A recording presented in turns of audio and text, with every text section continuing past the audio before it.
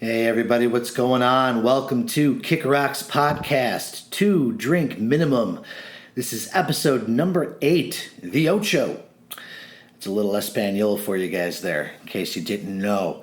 In this episode, we are talking about our guilty pleasures in regards to movies. Movies that we grew up with that we loved, maybe as kids, and maybe they held up, maybe they didn't as we got older.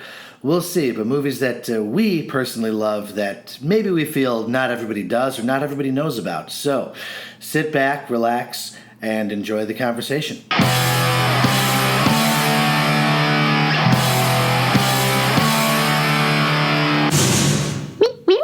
Must have been love, but it's over now. All right. Cheers, gentlemen. Cheers. Get the good clink. Get the good clink in. Clink. And then clink, Tony. There we go. Right. Again. What's going on, kids? It's the Kick Rock crew here. We're going to talk about guilty pleasures this fine evening.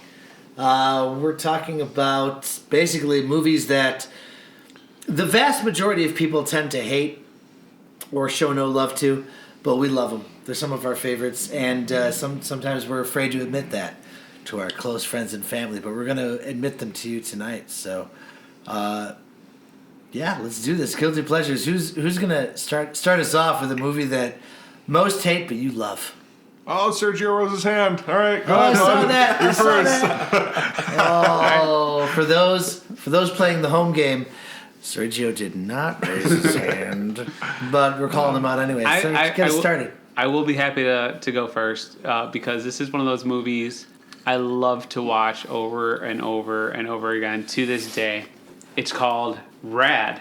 It's from 1986.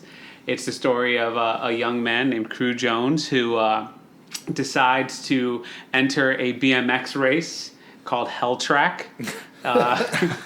Because the big BMX world tournament just happened to be rolling into a small town in the middle of Minnesota. I think it was Minnesota, but and in order to make sure all the locals were happy, they allowed the local kids to enter the race. So it's just one of those really cheesy 80s movies that like BMX freestyle and all that stuff was just really like just taking off. And it's just one of those movies that I remember seeing it as a little kid and just being like, I want to do that. I want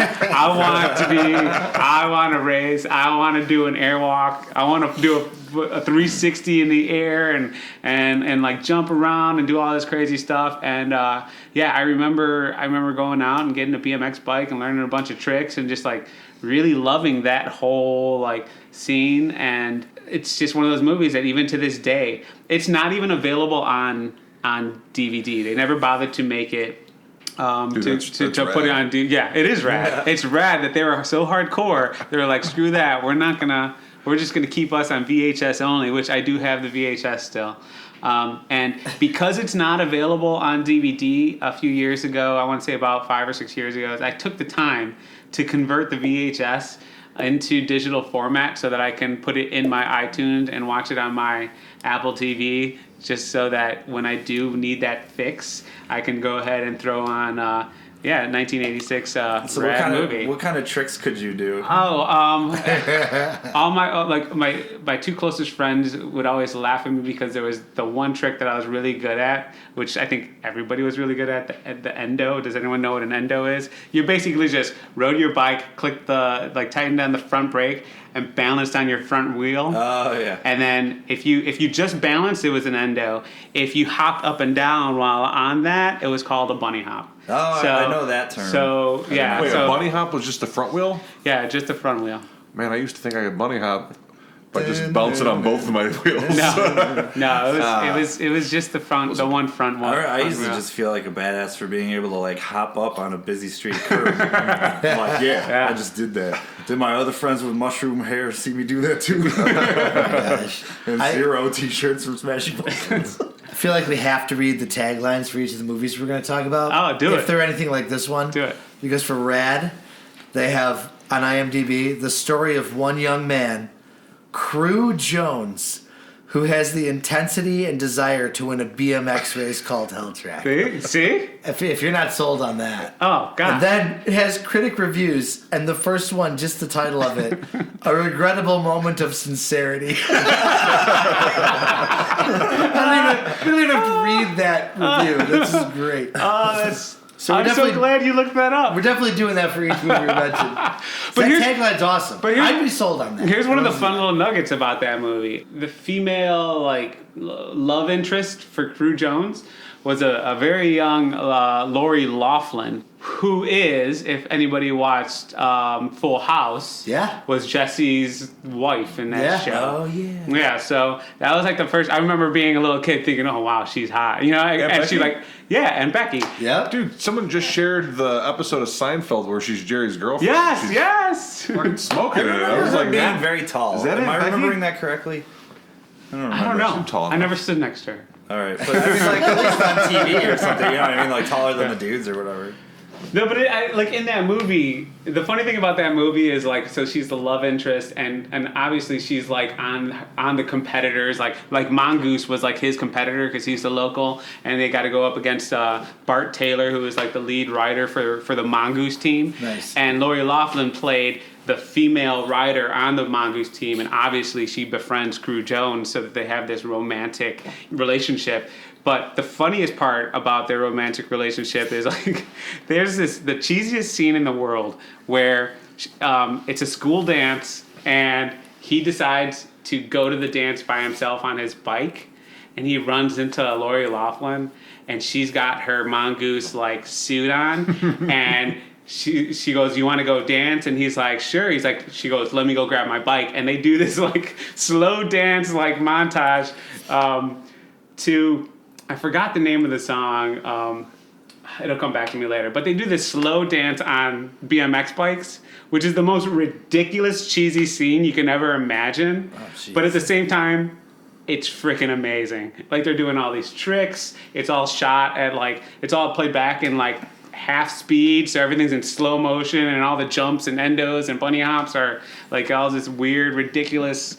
And then there's all these lights flashing and stuff. It's pretty epic. You gotta love the amazing. 80s for just going for it. Bill just said that, embarrassing moment of sincerity, and it's I feel like it's not like irony was invented in the 90s, but it certainly was more present. From then on, Yeah. It's nobody could get away with doing a scene like that now. Oh yeah, yeah. They'd get Or laughed. even They'd get 20 laughed years out of it. ago. Yeah, exactly. Yeah, so that's just one of those old '80s movies that I love to watch. I hate to admit it sometimes, but at the same time, it's God, that reminds me of being a little, 8-year-old Sergio, riding my bike, going home, watching that movie. Such an 80s title, too. Yeah, Rad. rad. That's it, just rad. I remember, it just reminds me of the first BMX bike I ever owned, and the only one, for that matter.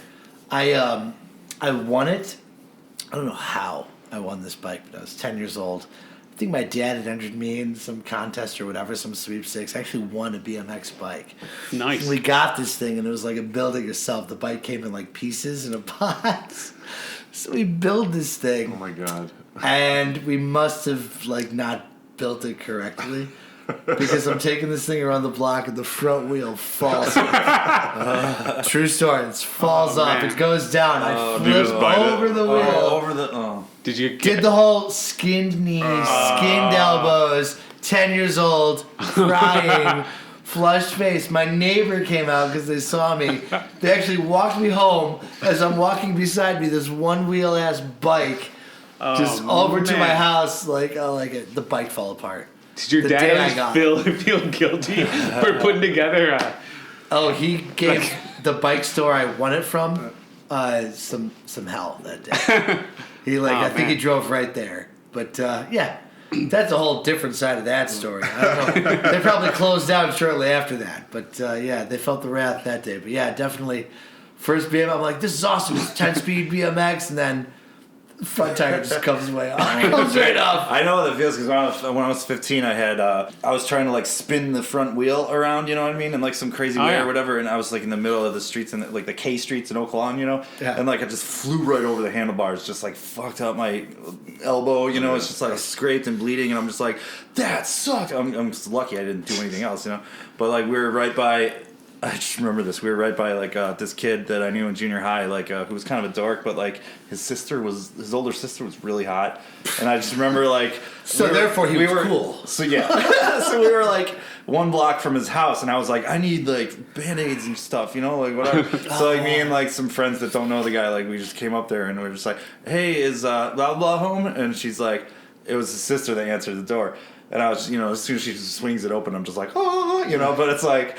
And then he's like, no, he's not home. And I'm like, oh, well, I hurt my elbow. You know what I mean? Like, and she like said, oh, you poor thing, you know, like brought me in and was like giving me gauze or whatever. And I'm just like, yeah. I'm going to do more Hello, tricks. nurse. There you go. Nice. All right. That was a good one. Yeah. Good one to lead off with. Yeah. I like it. I'll jump in here. Mine is not... See, here's the thing. And this just might be me because I love this movie. It's not a movie that I tend to think a lot of people hate. But it definitely didn't do well at the box office. And it certainly didn't do as well as it was anticipated to do at the time. Because the hype for this movie was so huge. It was supposed to be this big, epic film. And it missed the mark, I think. At least in general, like as box office-wise, for sure. And let me read you on IMDb. I'll read you the tagline. You can tell me what movie you think it is. I hope it's not Sure, what you I'm got it. thinking of. A reluctant dwarf must play a critical role in protecting a special baby from an evil queen. I know. Willow. Willow, yes, Willow. Val Kilmer! 1988 Willow. Right, you got Val Kilmer in Yeah. it, right? Very young Warwick Davis, of course. But you've got George Lucas is one of the writers on this film, right? Came up with the whole story. You've got Ron Howard directing this film. You would think, can't miss. You would think that, just based on that alone, this has to be an awesome film. Did Ron Howard direct that? Yes. I never I knew know. that. That's Oh my crazy God. thing. Wow. Yes, and I double checked this time. This isn't one of those. You know, Tim Burton was Tim Burton was on board for Definitely that, not but he got booted. But George Lucas, it was supposed to be an epic. Like this was supposed to be Lord of the Rings before Lord of the Rings was a film, right? This was going to be a big epic fantasy. You've got the writer of Star Wars, right? You've got Ron Howard directing it. It's supposed to be huge and epic. Now I love this movie. I know it has its flaws. And for all intents and purposes, probably not the best movie, but I always get a kick out of it. I have to watch it when it's on. I own it. Gotta own Willow. Gotta watch it from time to time. But yeah, it's one of my favorites growing up as a kid for whatever reason. Maybe that's the reason. I loved it growing up. I was like, this movie's awesome. It's got magic. And it's got trolls. This is a great movie. It's got Mad Mardigan. Come on. I mean, how do you not love this movie? But then, like, you watch it when you're older, and I still do love it, but I go, oh, I see why. I see why it maybe didn't do so well. So, I don't know. I mean, just what are your thoughts on it? But Howard the dog. Howard the Duck. Yeah. But I remember that movie, and I remember liking it. I remember like going to the video store, like trying to rent it and stuff like that. When you're a kid, it looks awesome. Yeah, but it didn't stick with me. Where I don't think I've seen it. I probably haven't seen it since I was like 10. You know what I mean? Funny. Me and my wife still quote that movie. Are you serious? You can you memorize lines from it? Absolutely. That's how much of a guilty pleasure it really is because absolutely we do. Well, Kevin Folliard and I like always go, give me the baby. No, you stupid hag! You stupid hag! Willow, Kaya. Or then Is there a scene where the baby's sliding down like a snowy mountain or something? Or I think they have the baby with them, but it's they're like Willow's got the baby, I think, and he's sliding, and or he's on something? like a shield. Yeah, they're sliding down the snowy Alps. That's all I remember about this movie. That's right after it. he sees Mad Mardigan fighting off Val Kilmer fighting off a bunch of guys, and he's like, "You are great," and then he twirls his sword and slips on the ice because comedy. And I don't know why. But then they just go sliding down to get away from everybody. They slide down the snowy hill. Yeah. You know, Very Indiana Jonesy. Yeah, I haven't seen it since I was a kid. Yeah. I remember I liked it. I just haven't watched it since. you know what's funny though is that like, see, I didn't know it was a flop. Was it a flop? Because it's like, yeah. all right, yeah. Because it's Yeah. like when you're a kid, you don't know what's the flop and what's not. You know what I mean? When True. you're a kid, you're just like, oh, it's that movie I like that we're gonna Right. rent. You know, it's like I saw Gremlins 2 like 100 times. I saw UHF like 100 times. I didn't know I was watching cult classics at the time. I just knew that I was watching movies I liked and that like. I didn't know that they didn't do well, you know what I Right. mean? So Willow has to be in that category too, where it's just like you're like, oh, I love Willow. Like, doesn't everybody? Oh, I guess it's just me and the 5 people Is that I a know thing? at the But time. I feel like I feel like it was popular in regards to like, I want to say like, didn't like they do McDonald's sponsorship and all that stuff? Like you got the free toy and things like that. Probably. Because like I feel like Well, like I said, it was hyped very well. because I feel like in the then. 80s and 90s, movies that were geared towards children or even tweens as we call them now, they were never liked by adults, but they were always loved by children, Yeah, us. yeah. And that's probably why like they became cult classics, because us children grew up and we wanted to keep watching that. To where like nowadays, I feel like kids movies are done so well where there's adult humor written into them that like Yeah. it goes over a child's head, but Mom and Dad still mom and dad enjoy still laugh of it Right. because of like the whole Toy Story and on like all of that type of animation, to where it's like now kid movies that are extremely popular are popular with both adults and children. Where back in the 80s and 90s, Yeah. they were like, it's just a kids movie, so it's not going to do well with adults. So you have a mean- smaller audience. They're not making cartoons and movies anymore just to promote toy sales. Oh my God. No, I'm not saying that. Like here's the thing. they'll always do that. I just there's feel like another adults factor. don't like. There's another factor too. It's that like when you're a little kid, time moves slower. So it's like the couple of weekends that Willow was in the theater might have seemed like an eternity to us, and we remember all That's the true. McDonald's toys and all that stuff. But to like the parents, it might have felt like, oh, that came and went. You know what I mean? Yeah. And they're like not in our world. It was a summer blip. And they didn't pay attention to it, but we did. You know. Do you guys Yeah. want to hear the 3 top reviews on IMDb? Please. So the 3 top reviews for Willow from the Los Angeles Times. Willow is a perfectly agreeable tale of magic, little people, heroic warriors, babies among the bulrushes and wicked queen who must be overthrown lest the world be engulfed in evil. If it evaporates from memory with the airness of a bubble bath, at least it leaves a friendly glow and sense of magical world lovingly evoked. Okay. Who wrote that? I want to like shake their hand for just cleverly dissing a movie. Here's Siskel. well, that was Sheila Benson from the Los Angeles Times back in '88. Here's Janet Maslin from the New York Times. And Willow, a pleasant but bland character, doesn't often inspire much sentiment, so the film lacks an emotional center. In place of this, it relies on so much overstatement and repetition that it's possible to grow tired even of the adorable baby. Right. And finally, Dave Kerr of the Chicago Tribune. This is the worst one. Directed by Ron Howard and produced by George Lucas, the film seems to mark the final paroxysm of the genre, the big budget fantasy adventure that dominated the American filmmaking for a decade, but has recently been weakened by changing tastes, altered economics, and sheer exhaustion. It's less a movie than a collection of morbid symptoms, a labored, arrhythmic narrative, a pathetic dependency on recycled themes and borrowed images, a sour, self-mocking humor that suggests the end is near. Jesus. So you know, it's a pretty good movie, is what I'm saying. It sounds like Ebert was So north. So no, I don't think it did well when it came out. To answer your question, No, that's oh my god. Do you think he died watching Independence Day? Jesus. I mean, that's brutal.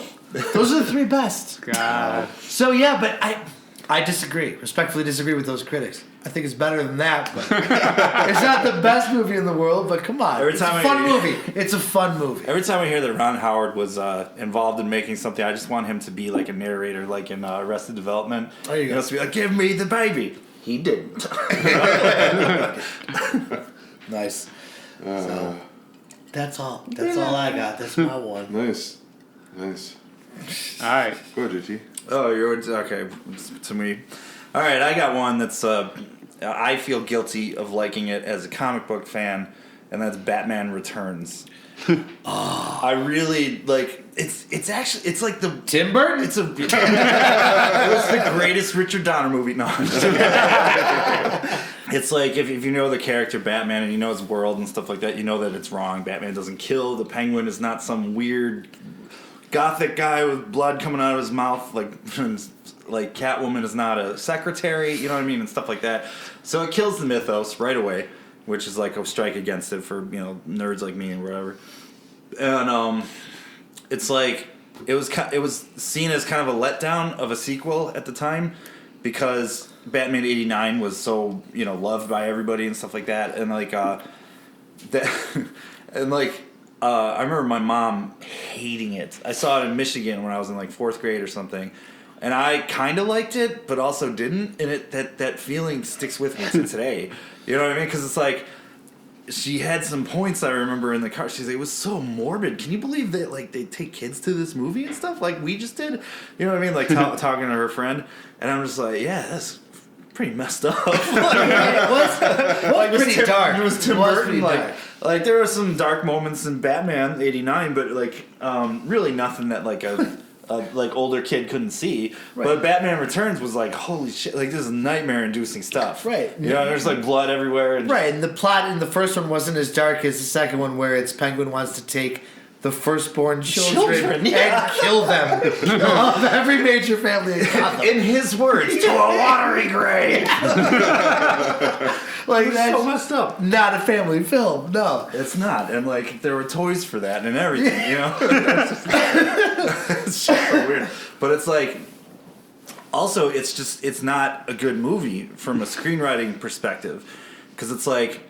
There were so many. It's one of those movies, how in Hollywood sometimes it's like a script gets passed around, somebody retools that script, then somebody retools that, then somebody retools that. Right. So it's like, do you guys remember the movie enough where it's like Christopher Walken, who's awesome in it by the way, is like in a meeting, Max Schreck, which is apparently like a nod to some old vampire thing or something. I think it is, Yeah. but that sounds It's a right. borrowed But it wasn't name. a character. Yeah. Yeah, it's not in the comic books, but it's a borrowed name from old movies or something. But like, I think Max Schreck was the actor who played the original Nosferatu, if I'm not mistaken. Is that correct? oh, that okay. sounds I think that's the nod. Yeah. Gotcha.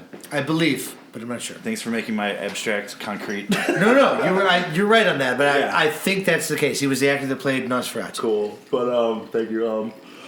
So it's like he goes in all these meetings, like in the beginning of the movie with like all these like power hungry CEO types, and he's talking about this power plant, you know what I mean, and how it's gonna like screw over the city and citizens of Gotham. And then like he talks with Bruce Wayne, and he's like, this power plant's ridiculous, Max. And he's like, ha, whatever, Bruce, like stuff like that. And then like he's talking with Selena Kyle, and she's like, so you told these guys it's going to be sucking power from Gotham, And he's like, he pushes her out a window because she knows his secret. And that's how she becomes Catwoman, I guess. Like cats eat Where she her or gets something. bitten by cats Yeah. and gets 9 lives. Makes no sense. Dude, Oh my if God. stray cats drink your blood, you become Catwoman. Yes. That's And it. very thirsty for milk. At least, Well, at least the Halle Berry Catwoman movie explained Well, even the we'll do the tagline now, because even the tagline doesn't know why Catwoman's in this movie. It says, when a corrupt businessman and grotesque penguin plot to take control of Gotham City, only Batman can stop them. And it can stop right there, but it goes on. While the Catwoman has her own agenda. The tagline doesn't even know why she's in this movie. She's getting revenge on Max Schreck, but it's like, what's the...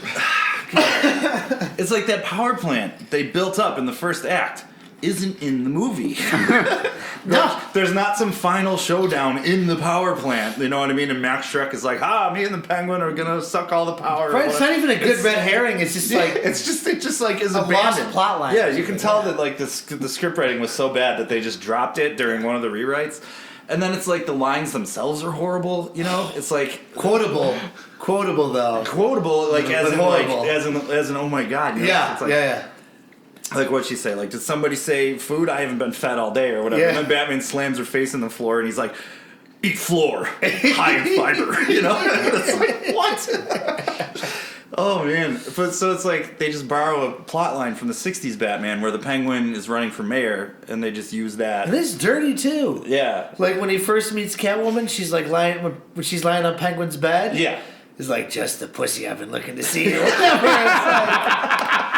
It's like, they slid that one right on by in the Batman movie. It's like, if you know the Penguin, you know he's supposed to be like kind of a high class criminal. He looks weird, like not that weird, but like, you know, he looks penguin-y weird. He's got a long nose and he's short and he's fat. You know, Yeah, but so he's it's clean like, cut and dresses well too. He's Yeah. not like a Slav kebab with Right. black blood. Yeah. and he's supposed to have like a monocle, you know, talk like, you know, like he's trying to be part of high society and a criminal at the same time. Right. But it's like this version of him was just like, what the hell, you know, like you just he's like Danny DeVito the way he plays him. It's just what He did like Tim- what Tim- he like took what Burgess Meredith did, and like just amplified it 110%. Burgess Meredith, that show was like a comedy, but he was good as Penguin, just like Right. Orson was good as. Aside from that, when he would laugh. But I feel like DeVito took that and just like went way out with Like it. he was drooling, and he Yes. was biting people's noses off and stuff. Oh, like God. it was so disgusting. But it's like, and then it's like, think about this, okay? So like the end where Selena Kyle has Max Schreck up against the wall and she's kissing him with the taser, you know, and she kills him and stuff. There's that whole scene and Batman rips his mask off right in front of Max Schreck, which is stupid. But it's like, he's like, no, Max is going to jail, Selena. We have to take him in, you know? And she's like, Bruce, that's not my kind of justice or whatever. You know, it's like she's arguing with Batman as if Batman's the comic character Batman and he doesn't kill. Right. But we saw him kill like 5 times earlier in the movie. He Like, sets right a in the beginning. He sets a dude on fire with the Batmobile, like a lot of fire. Like that guy's dead. And he like threw a clown in a ditch with a bomb attached to him and just blew him the fuck up. So it's like, and tried to kill the Penguin several times and Catwoman. So he's like, Max Schreck's okay. You could throw Selena off a building. Right. You can like mess up the Penguin royally and murder him, but you can't kill Max Schreck. Like he's going to jail. So it doesn't make any narrative sense either. But I love this movie's so bad, but I love watching it. You know why? Because It's a fun. I was waiting for this the whole time. It You is. were just It's like, fun. I'm just there's trying this to- wrong and there's this wrong, and now I'm I'm like, with let's him. hear I it. like it too. Let's I'm hear just it. trying Let's to hear a it. comic movie, but it's a bad Batman movie. I'm trying to explain why it's bad so that I can like explain why I like it Do it. anyway. I'm listening. And so it's like the score by Danny Elfman is, in my opinion, his best score. Like that's what a Batman movie should sound like. You know what I mean? It's like it was even better than the first one. It was like, first of all, no Prince, and second of all, like just like the chorus, you know, and everything. Yeah. You know what I mean? It had more of sounded like a gothic cacophony type of. it totally score did. to it, And yeah. like there were more sets and better set design than Batman '89 because. Did you ever notice in Batman '89 there's just one street, you know? It's like that he keeps driving around the corner of. It's like they only built like one intersection for the whole movie. Well, they didn't get the budget to the sequel. You Yeah. know? Like, That's true. They didn't know if it was going to So work. quick question: did Danny Elfman do the music for the first one? He did. He did, yeah. Okay, but collaborating with Prince, I'm assuming. No, Prince just had his He own did- songs. He had that for- one The one song song for okay. He wrote a lot of songs for the soundtrack. They're good songs, but like, I don't know. I liked it not being in the second one, but like, the art direction was amazing.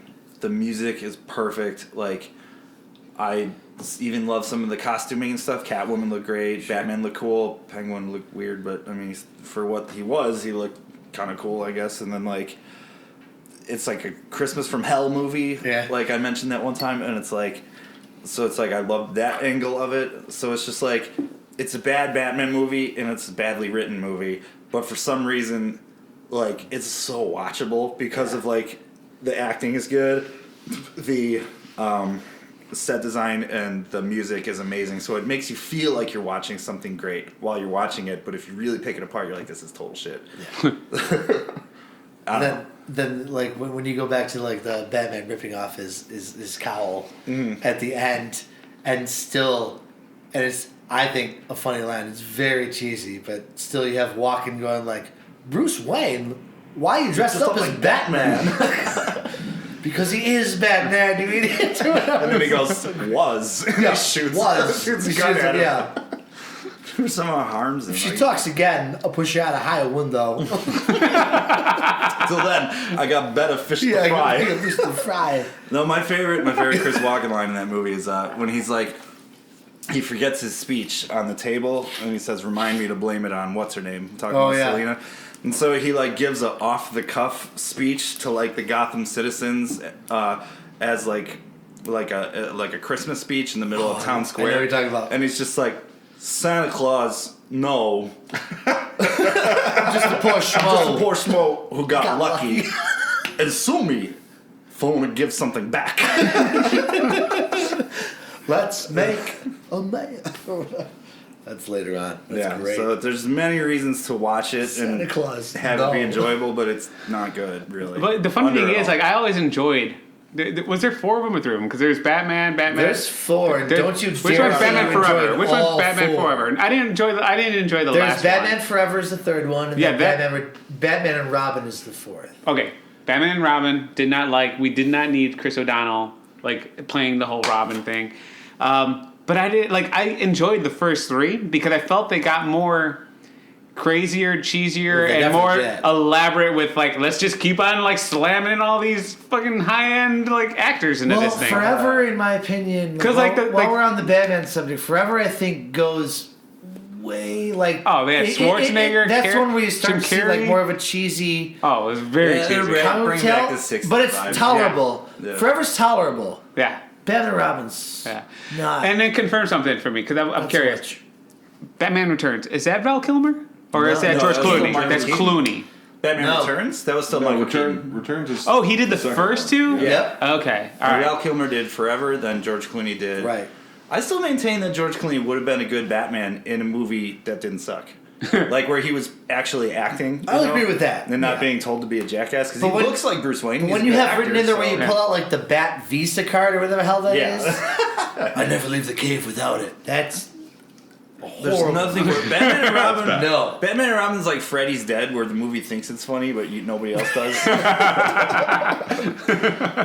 Oh, good call. Oh man. Nice. No, that's a good one.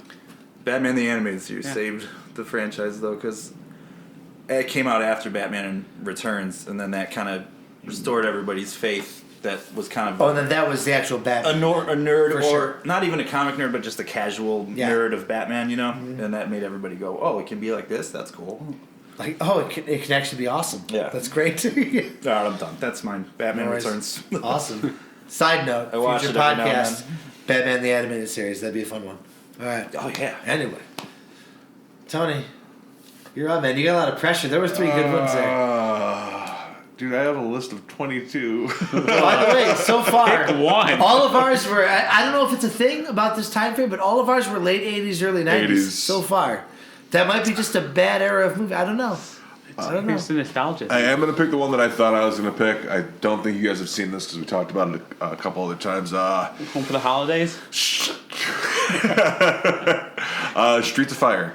I think Yeah. I made you guys watch the trailer. Yeah, he showed Yes! the trailer. I never Oh, saw so that. fucking awesome! Like it's like as I watched that when I was younger with my dad, and it's one of those ones that sticks out in my head as like I just love that movie.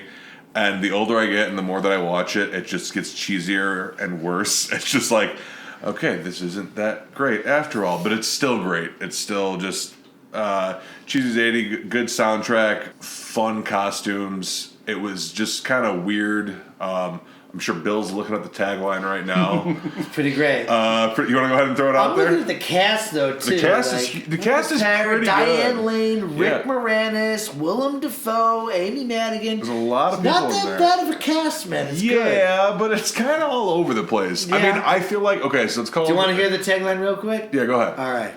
A mercenary is hired to rescue his ex-girlfriend, a singer who has been kidnapped by a motorcycle gang. You I'm can't in. go wrong with I'm in. that. You can't go wrong So- with that. Best tagline ever. I'm in. It's amazing. Yeah. But like it starts up, it opens up, and it's like Streets of Fire, and then underneath it says a rock and roll fable, another place, another time. And like there's things that like contradict itself. The soundtrack is straight 80s, but then there's like this doo-wop band who's in there as well. The cars are all like 1930s, 1940s style, but all the guns in it are like modern day guns. So like the timelines are all way off. Like it doesn't make any sense. That's fantastic. There's like the Greaser biker gang. Do they explain that, or they just overlooked it? And which is why I think, I don't know if this is true, but I've always thought like that's why it's called a rock and roll fable. Another place, another time. Okay. They were just mixing shit up, and that's kind of what they stuck with. Though, I'll believe that. But it's like they raided their like prop closet and that's what it seems like. Whatever we can make work. Like that. Dude, it's so good and great and just yeah, I really like it. Like the director's the same guy who did it was Walter Hill, like The Warriors. Oh, I love The Warriors. 48 Hours. He's done a bunch of stuff. Awesome. Like he's a good director. The lead guy, Tom Cody, the more I watch it, not the best actor in that crew for sure. Michael Pere, but like everybody else is just spot on and great. And there's some super cheesy stuff, but like Willem Dafoe wearing like a patent leather overall with with sledgehammers for the final fight is absolutely amazing. You know what I mean? Willem Dafoe, always pretty intimidating. Yeah. But in that getup, Yeah. yeah. Dude, you remember we watched the trailer? He's not even billed. It's like he's not. They don't mention his name once. That's right. Was that like his first role? No, he was in. I think he was in like another. He played another biker guy before that. I think he had like 2 or 3 movies before that. He was typecasted as a biker. He was something. I'm gonna have to see this one of these days. I know, I haven't seen it either, and I remember recently you were saying it was at Music Box. I really wanted to go. They were playing it on 70mm. Yeah, and I was I set and ready to go, and then you backed out at the last minute. I had some stuff going on. I remember that's when I showed you the Miami Connection. Yeah, which is really messed up and great. All right. Well, that's 4 good ones. I think we got a little more time here. Been going pretty fast here. We got some more time. Let's do one more round. Let's do honorable mentions. If anybody's got a second guilty pleasure, I think we all do. We have several probably. So let's go ahead. Who wants to jump off? Who's got an alternate? Sergio, hand raised again. Jesus. What? Man, twice in one night. You are anxious. Sir, start us off with the honorable mentions, man. Okay, so I do have a Rad 2. Radder. Don't get my hopes up because I would have loved to see that movie. You know, maybe Crew Jones and Laura Loughlin, like, you know, they have a baby and this baby comes out riding a skateboard and runs off and like does all this amazing stuff. I love that you know the characters' names too. Yeah. Like Crew Joe. So there's something about the 80s and something about BMX riding and skateboarding that I always wanted to do it. I always tried it and was bad at it and never was good at it, but I loved the movies about it. That's how I feel about comedy. Dick. Honorable mention, Thrashin'. I couldn't remember the name. Yeah, I was worried you were going to bring it up. Well, best titles of the night goes to Sergio for Rad and Thrashing. 1986. It's the lead actor in this one is you've been trying to figure out who it was this whole time. Josh Brolin. Yeah, it was. This is circa. That was pre-Brand, right? That was before Goonies. Goonies was what, 84? Oh, okay. So I think it was like literally right after Goonies, he jumped in and did this skateboarding movie. Is this what killed his career for a while? You never know. But the best thing about that movie is that it's basically about it's one of those stories where it's like, oh, he just moved into California and he's a skateboarder and he ends up going up against these like skateboarding gangs. They always just move. Yeah. No, this is okay. Go ahead. Read the line. This is Romeo and Juliet with skateboards. 2 skateboarding gangs battle each other for supremacy, and a member of one gang falls in love with the sister of his rival. Yes! It is. That's Romeo and Juliet with skateboards. Both alike in dignity. 2 skating gangs, both alike in dignity. We've never seen. That's the Fast and the Furious, and the Fast and the Furious is just Point Break. That's right. Dude, have you ever seen a rollerblading There's one only called 7 Airborne? good stories, right? No, but I want to. Now. It's that. It's thrashing on rollerblades. It really is, and it's But just this as movie, guilty. this movie, it's got everything. It's got romance. It's got fighting. The battle scene. They were that you love it so much. They basically the battle in the it was a like a pool skateboarding Okay. like competition, and the bad gang, the evil guys, they basically took a handful of thumbtacks and threw it into the pool while Josh Brolin was doing his performance. Bastards. And and it caused him to skid. He flipped over, got all scuffed up, and lost all the points for the competition. And that really got things heated. Like, let me tell you. Is there any is there any like thrash music in there? Like is DRI on the soundtrack? Speaking of music, even before they were like, at least for me, before they were big, because I didn't really know this band. Red Hot Chili Peppers is in the movie because there's this party scene where they go to this like weird beach party, and on stage is like this really odd, awkward like MC, and he's like giving away a skateboard, and he throws it in the crowd, and then he calls out, "Now on stage is the ever popular Red Hot Chili Peppers," and all of a sudden they start playing like some like crazy weird song that I'd never even heard of. Like I don't even know. Like this is '86, so They were so funky back. yeah. So it was like Their really old stuff's cool. Yeah, it was like it was like obviously their early work, but yeah. So Red Hot Chili Peppers makes an appearance in the movie, and they do their whole like.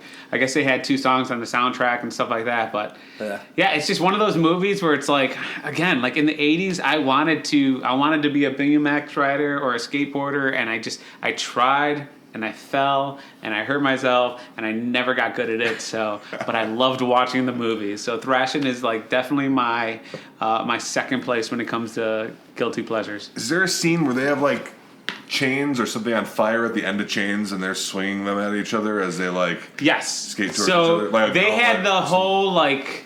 There was a battle scene where they did in one of the.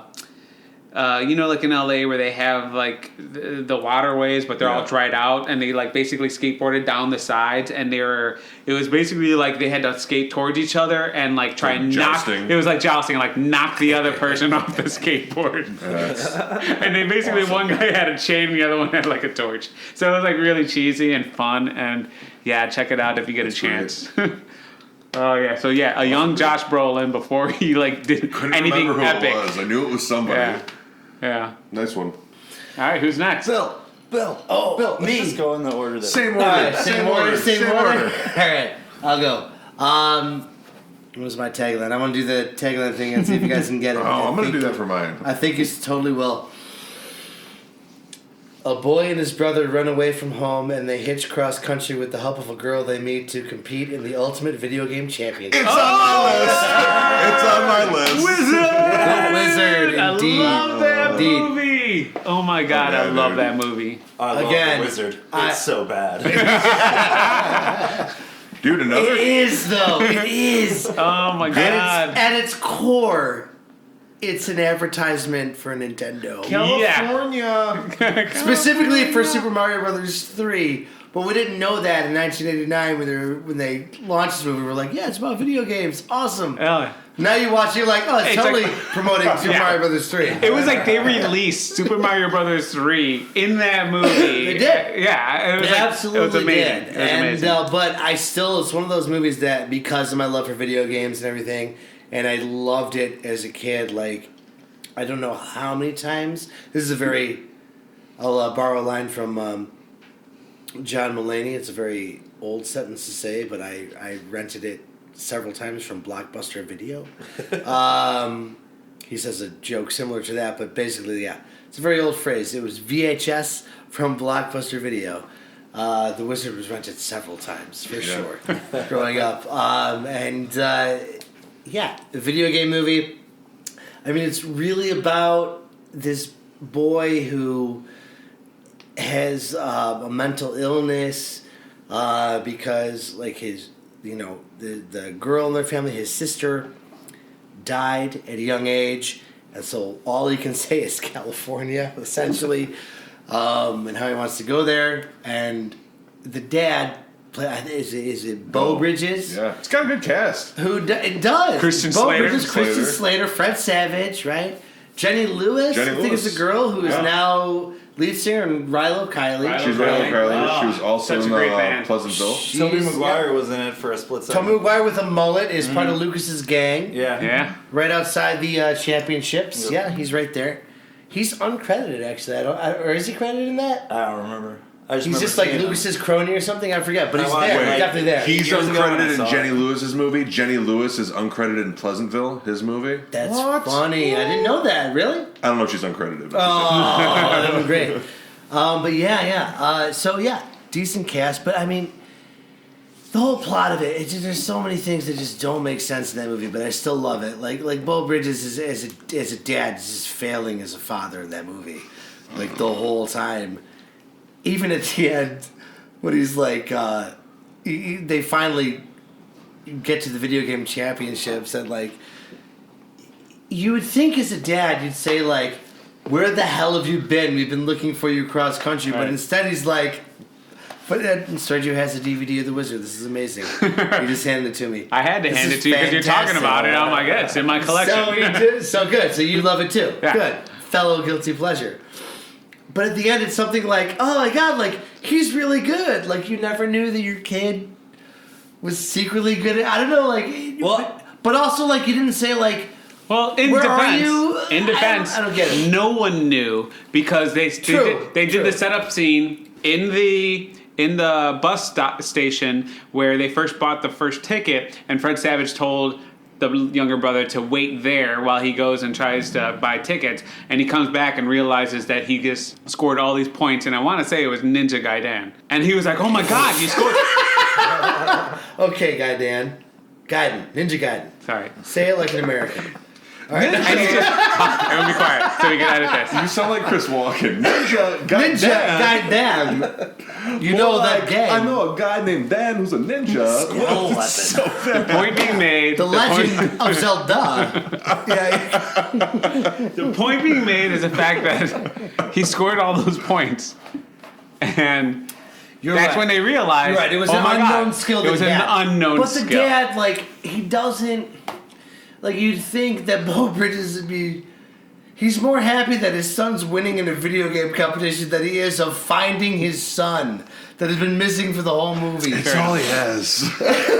You know what's funny about that movie is like I hadn't seen it probably since I was a kid, and then like I watched it like with a bunch of people like just to kind of make fun of it or whatever, like 6 years ago or something like Oh, that. it's fantastic. But here's the thing, like I didn't realize like because nobody really talked about it as much back then, you know. But like the kid clearly was autistic. Yeah. Yes. You know, like people didn't know. You know, like most people watching the movie didn't know what that was called back then. But Right. it's like he was building blocks and he couldn't stop.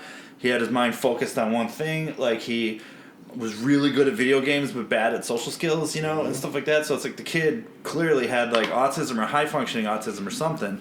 It was kind of you know, like predicting the future a little bit because it's like video games were kind of new back then and mostly kids played them, you know. Right. And now we're like the generation that grew up with them or whatever, you know. Yeah. Like probably like a couple years ahead of us is probably the max out of of the video game culture or whatever starting out back in the 70s and 80s, but like it's like people know like people with Asperger's and high functioning autism and stuff like that to be video game freaks, you know?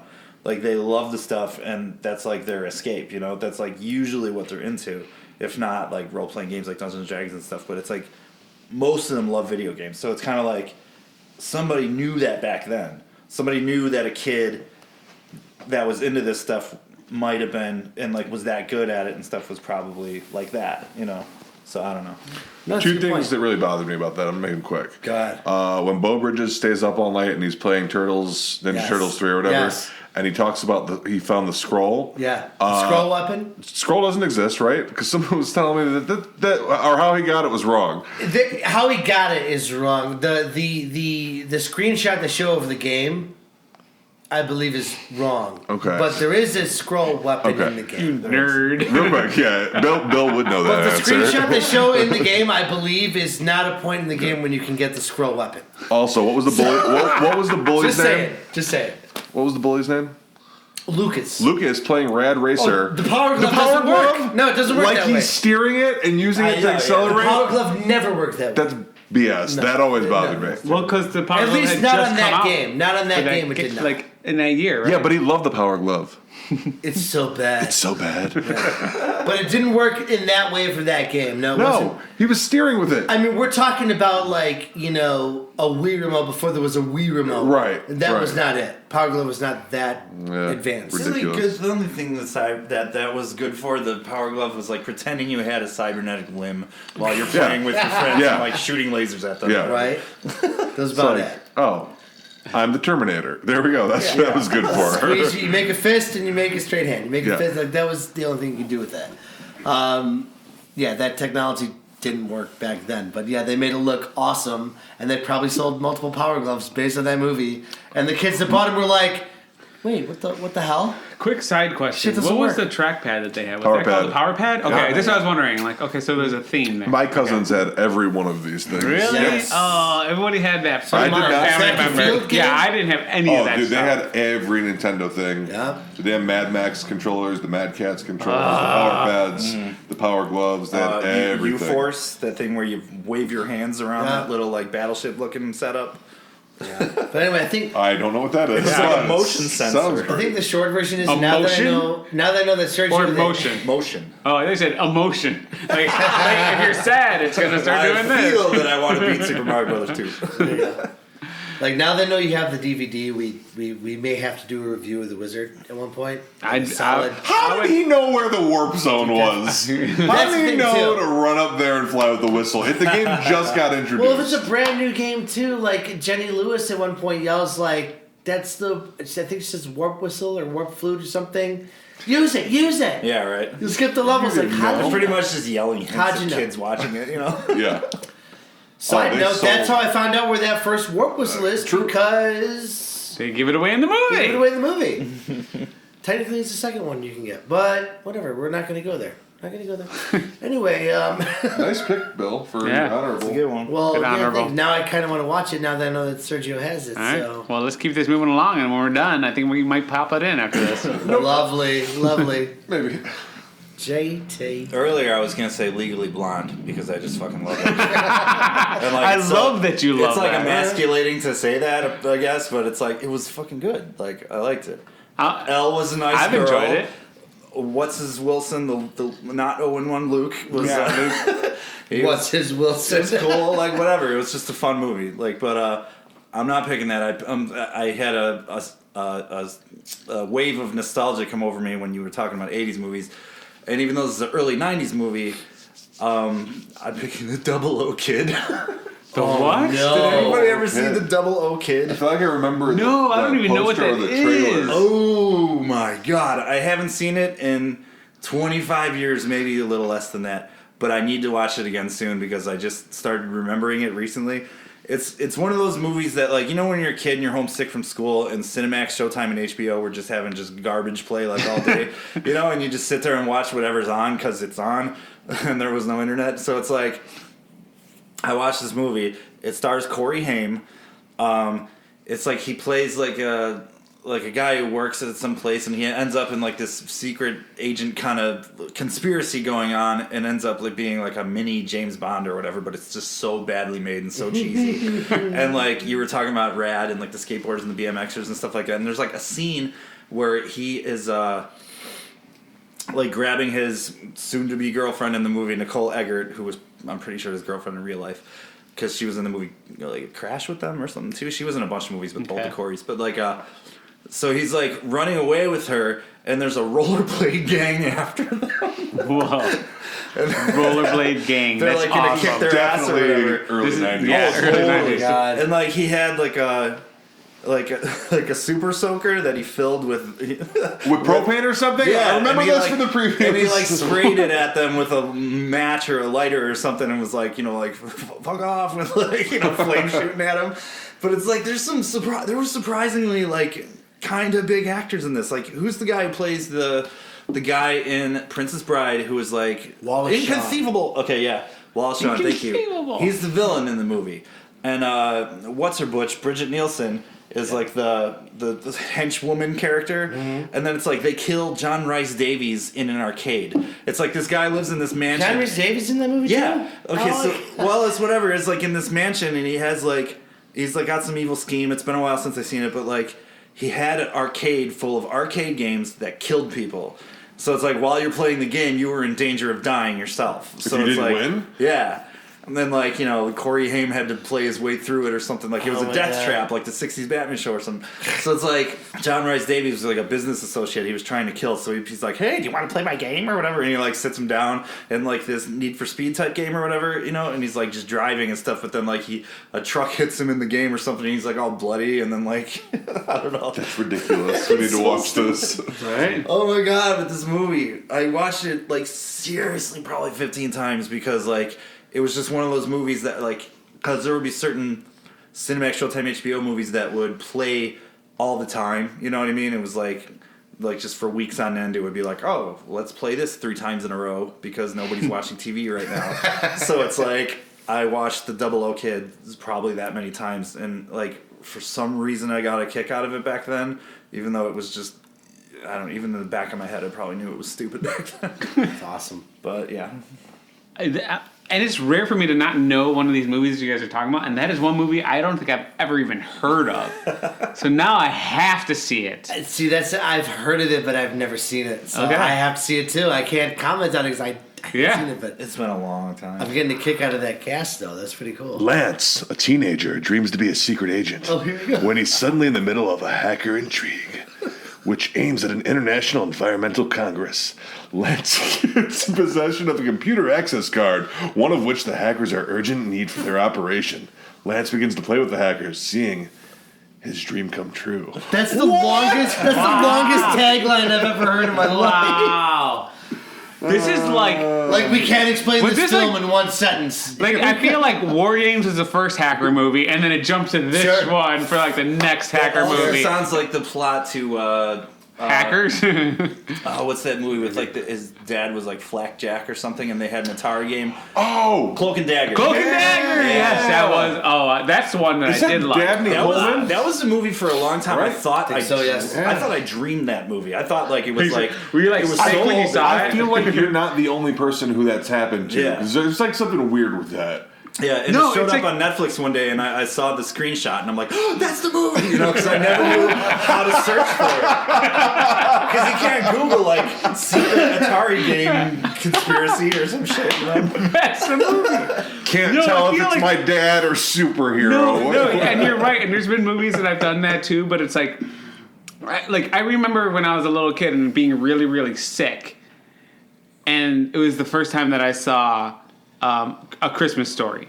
And granted, that's a holiday movie, but the first time I saw it, I didn't realize I saw it until the next year. Like, no joke. Like, the next year, I'm watching this, I'm like, oh my God, that's like what you just said. Like, oh my God, that's the movie that I thought I dreamed about because I had like this high fever the year before, the Christmas before when I saw that. But it's just one of those weird situations where it's like, you don't like, you feel like you were imagining this No, movie. totally. When And then you're all of a sudden you younger, see it and it's just like, holy, wait, that, I'm the same way that, with that the exists. Explorers. The Explorers with the Oh, Tilted yeah, World, that the movie. Force Bubble. Yeah. Oh my God, I love that movie. All right. All right. One last little one. I'm not even going to elaborate on it. I'm just going to say the tagline: "Crime's a disease, I'm the cure."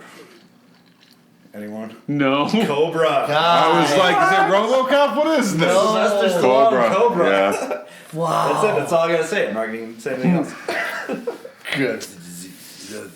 All right. All right, I'm gonna make Tony. this really quick. Do it. Roadhouse, Fifth Element, Big Trouble in Little China, Red Dawn, The Transporter, Waterworld, Monster Squad, Army of Darkness, They Live, I Come in Peace, The Burbs, The Wizard Bill Said, The Lost Boys, Hard Target, If Looks Could Kill, Tremors, Judgment Night, Critters, Streets of Fire, I already said, The Man Who Knew Too Little, Replacement Killers, Hudson Hawk, Silver Bullet. I'm going with The Last Dragon. Barry Oh yes! Whoa! I love that Several of those are movie. great. They're every movie on this list is great, but I've had people shit on that one. You old. Somebody shit on Army of Darkness. I've had people tell me, "Oh, that's garbage. That was this. That was that." I'm Yeah, gonna- no. no, that movie's fucking perfect. need to be it's taught a great. lesson But somehow. I'm gonna go with The Last Last Dragon. I love that It's movie so much. Phenomenal. So much. You are the last dragon who possess the power of the glow. Oh no! Spread your wings and fly. Hold on, what is this one? It's You've never seen this? No. It's about Bruce my Leroy God. going up against the self-proclaimed Shogun of Harlem. Showing up. Oh my God! You have to see this. And we're at the very least watching the trailer after It's- this. It's 80s beauty. Super 80s meets kung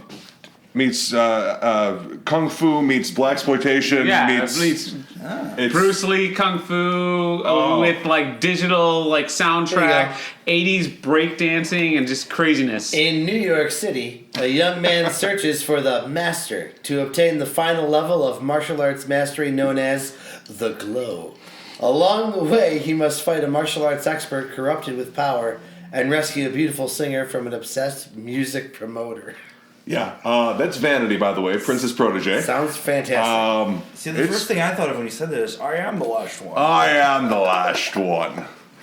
Leroy Green. It's his name's Bruce Leroy, and he's a kung fu master, Fantastic. and he goes up against. He's getting the trailer queued up. It's so good. I watched this movie all the time when I was a kid. It's so good, but like there's parts of it where it's just that 80s over the top, absolutely ridiculous. How did that just happen? Why did that happen? Yeah.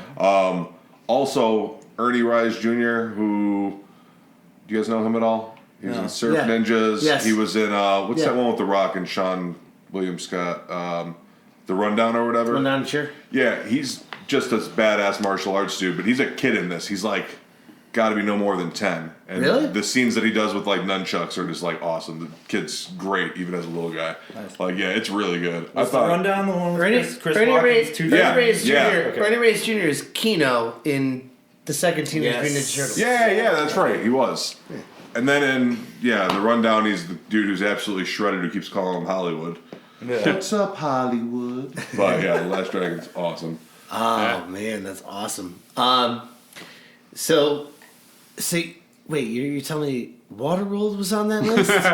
I did I just hear. want to clarify. I did hear Waterworld on You're that telling list. me Dad? You're telling me Mad Max in an ocean was on that list? Is that what you're telling me? Yes, I can't believe that's what you took from that list. It's a great movie. No, What, dude, it's someone just told me that there's an extended cut to that movie that makes it make more sense.